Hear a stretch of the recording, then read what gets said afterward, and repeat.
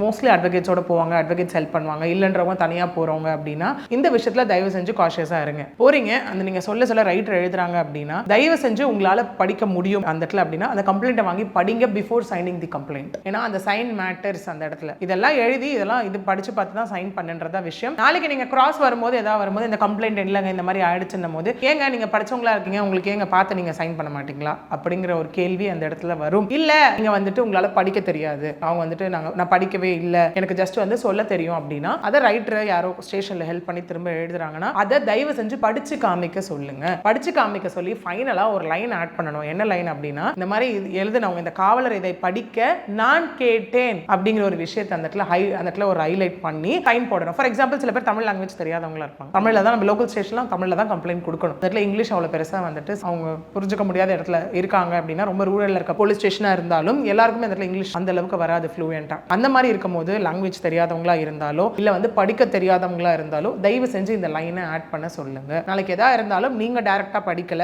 அவங்க எழுதுனவங்க படிக்க கேட்டு நீங்க சைன் பண்ணீங்க அப்படிங்கிற ஒரு விஷயம் இருக்கும்போது நாளைக்கு அவங்க பிக்சருக்குள்ள கொண்டு வரப்படுவாங்க. If in case of any issues. Okay, so இந்த மாதிரி தான் கம்ப்ளைண்ட் எடுத்துட்டு போகணும்.